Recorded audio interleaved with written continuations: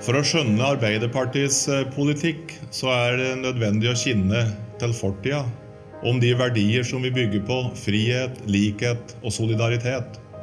Jeg har lyst til å fortelle deg om noen politiske valg som var viktige for foreldrene våre, for deg og for meg, og for de som skal komme etter oss.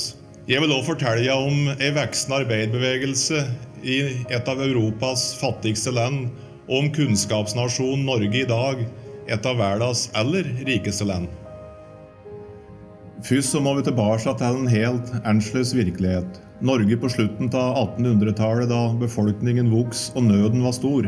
Industrialiseringen gjorde stadig flere bønder til fabrikkarbeidere, og arbeiderbevegelsen kjempet for bedre kår og verdig lønn.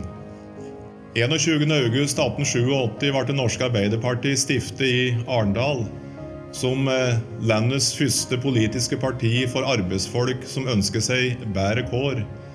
To av de viktigste sakene på dagsordenen den gangen var alminnelig stemmerett for kvinner og menn og kampen for 8 timers normalarbeidsdag. Først i 1898, da alle menn over 25 år fikk stemme, nådde Arbeiderpartiet fram med et av disse viktige kravene. I 1903 fikk vi våre første 4 representanter valgt inn på Stortinget. Bare 2 år senere gikk landet vårt ut av unionen med Sverige, og ble for 11 år en selvstendig nasjon. I 1913 fikk endelig Arbeiderpartiet og Venstre med seg Stortinget på å innføre stemmerett for kvinner som et av de første landene i verden. Men tunge tider førte med første verdenskrig, arbeidsløshet og kamp for 8-timersdagen, og endelig i 1919 vedtok Stortinget 48 timers arbeidsviku. Børskrakket i Amerika ga en verdensomspennende økonomisk krise, og i Norge. Hver tredje arbeider stod uten jobb. I kriseprogrammet fra 1933 krevde Arbeiderpartiet og LO hele folket i arbeid. 19. mars 1935 ble en viktig dato for Arbeiderpartiet. Med kriseplanen dannet Arbeiderpartiet sin første langvarige regjering med Johan Nygaardsvold som statsminister. Arbeidernes og arbeidsgivernes organisasjoner inngikk hovedavtalen som senere ble kjent som arbeidslivets grunnlov. Arbeiderpartiet brukte i denne tida statlige kroner for å få folk i arbeid og hjula i gang. Høres det kjent ut? De neste 4 årene fikk 100 000 flere nordmenn jobb, og Nygaardsvold-regjeringen innførte alderstrygden og arbeidsledighetstrygden. Ny skolelov ga alle rett til skolegang, uansett bostelle og inntekt. Arbeidere fikk rett til 9 dagers ferie. Så brøt 2. verdenskrig ut. All politisk aktivitet ble forbudt, og kongen og regjeringen måtte flykte til London. Partileder Einar Gerhardsen satt på Grini, han ble sendt til Sachsenhausen. Trygve Bratteli satt flere år i noen av de verste konsentrasjonsleirene i Tyskland. 8. mai 1945 kom freden, og etter valget høsten 1945 ble Gerhardsen statsminister, og Arbeiderpartiet hadde rent flertall fram til 1961. Vi fikk bedre arbeidskår og fortsatte å bygge videre på vårt historiske velferdssamfunn. Ny industri danner grunnlaget for ny vekst og velstand. Helsetjenester ble bygd ut, og boligbyggingen skjøt fart.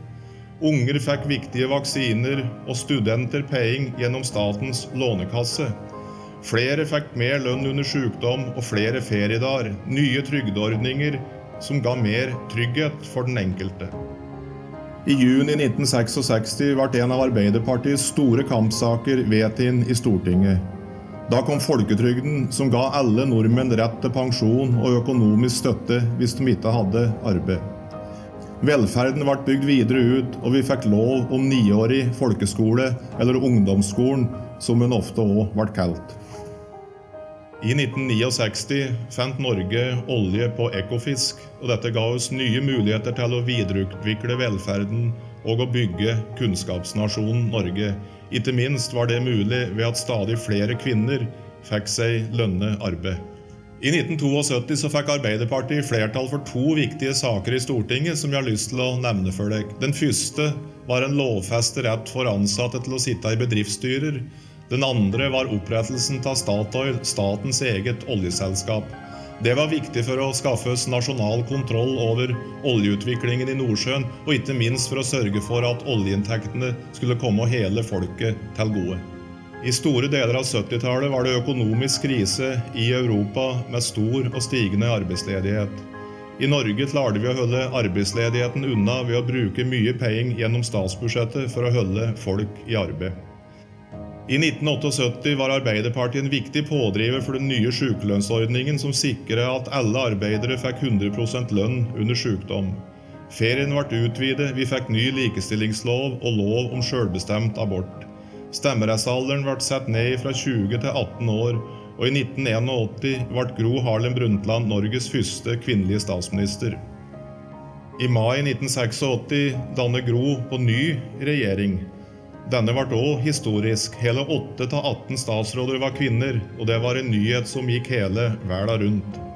Tidlig på 90-tallet fikk vi på ny økonomisk krise i Norge. Arbeidsledigheten økte sterkt, og det var nødvendig å bruke statsbudsjettet aktivt for å få flere i arbeid og for å skape utdanningsplasser for ungdom.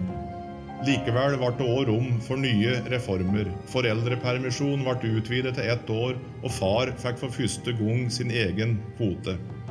Høsten 1994 fikk ungdom mellom 16 og 19 år lovfestet rett til videregående skolegang. Så gjorde internett sitt inntog, flere fikk mobiltelefon, og vi fikk e-post.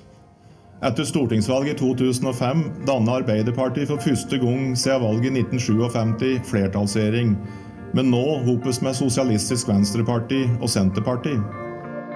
Vi stanser privatiseringen av fellesskolen, og vi har styrket arbeidstakeres rettigheter. Vi har sørget for barnehageplass til alle, 12 000 nye arbeidsplasser i helsesektoren og et historisk kulturløft. Vi fikk gratis skolebøker til alle skoleunger. I 2009 ble den rød-grønne regjeringen gjenvalgt, og vi har fortsatt med prosjektet vårt. Aldri før er det behandlet flere pasienter ved norske sykehus. Norge har Europas laveste arbeidsledighet på tross av den globale finanskrisen. Det har blitt mindre forskjeller mellom folk, og over 250 000 nye arbeidsplasser er skapt. Vår rød-grønne regjering er Norges lengst sittende koalisjonsregjering. Nye kapitler i historien skal skrives, og vi har mye å være stolte av. Nå skal vi videre. Nye utfordringer venter. Klimaendringer, arbeid til alle, en skole for alle, sykehjemsplass til alle som trenger det, og ikke minst skal vi hopes bygge det nye flerkulturelle Norge.